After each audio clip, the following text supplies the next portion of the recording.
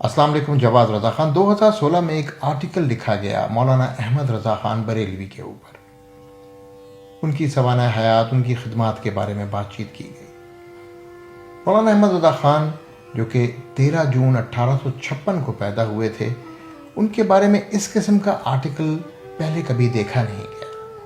अब जब मैं आपको उनका नाम बताऊंगा तो आप बहुत हैरान होंगे। मौलाना अहमद रज़ा ख़ान पे ये आर्टिकल जो जंग में छपा था वो लिखा था डॉक्टर अब्दुल कदीर खान, मोहसिन पाकिस्तान, जिन्होंने पाकिस्तान को एक न्यूक्लियर पावर बनाया। लोग कहते हैं कि मौलाना अहमद रज़ा ख़ान एक मौलवी आदमी थे, फतवे लिखते थे और उन्होंने कुरान पाक की तफसीर भी लिखी थी। लेकिन उनके बारे में और उनकी साइंसी खिदमात के बारे में डॉक्टर अब्दुल कदीर खान का लिखना एक बहुत बड़े मायने रखता है।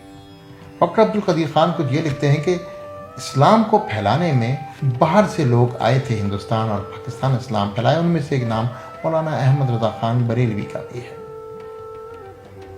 मौलाना अहमद रज़ा ख़ान बरेलवी ने बहुत सारे उलूम पे दस्तरस हासिल रखी थी और दो बड़ी मुस्तनद किताबें और दो बहुत अच्छी तसानीफ भी हैं उनकी, जिनके बारे में इस आर्टिकल में जिक्र किया गया। एक कंजुल ईमान जो कि तफसीर कुरान है और एक फतवाए रिजविया, जिसके बारे में हज़रत अल्लामा इकबाल फरमाते हैं कि he was the top jurist, बहुत बड़े कानूनदान थे मौलाना अहमद रज़ा ख़ान बरेलवी, और इस आर्टिकल में इसका जिक्र भी है। लेकिन उनके साइंसी उलूम पे दस्तरस के बारे में मैंने इतना ज़्यादा नहीं पढ़ा, और वो भी जब डॉक्टर कदीर खान लिखे तो।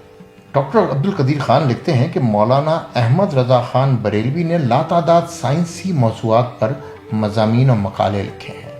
आपने तख्लीक इंसानी यानी द स्ट्रक्चर ऑफ DNA वहाँ से बातचीत शुरू की, बायोटेक्नोलॉजी पे आए, यानी जो एग्रीकल्चर की चीज़ें होती हैं उनसे रिलेटेड कुछ ऐसी अद्वियात, कुछ ऐसे स्प्रेज, उन पे भी बातचीत की जिससे फसल में बढ़ावा होता है।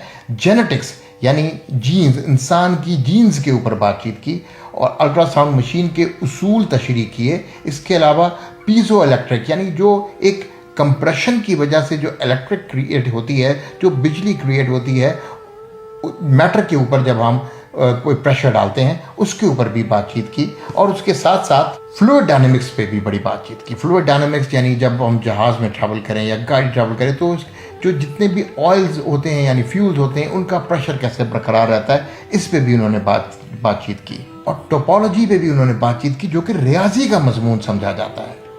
ज़मीन चांद की गर्दिश के बारे में, मेट्रोलॉजी यानी बेसिकली उन्होंने चट्टानों की साख्त पे भी बातचीत की, धातों की भी तारीफ की। हकीकत यह है कि मौलाना अहमद रज़ा ख़ान बरेलवी अपने दौर के फ़क़ीह, मुफ्ती, मुहद्दिस, मुफस्सिर, मौल्लम और आला दर्जे के मुनसिफ थे। अब जब ये मुनसिफ की बात आती है तो मेरे जहन में ये भी आता है कि फतवाए रिजविया जो कि बहुत ही ज़बरदस्त किताब लिखी है मौलाना अहमद रज़ा ख़ान ने, जिसमें उनको ज्यूरिस्ट माना गया है, क्या उस किताब का यूजेज हम कर सकते हैं अपनी जुडिशल एकेडमी में? हमारी जुडिशरी की जो हालात हैं, जिस तरह की उसकी नंबर गिना जाता है दुनिया में 137वें 36वें नंबर पर, क्या हम फतवाए रिजविया जैसी एक मुस्तनद किताब को इस्तेमाल अपनी जुडिशल एकेडमी में कर सकते हैं? क्या किसी ने ऐसा कभी सोचा?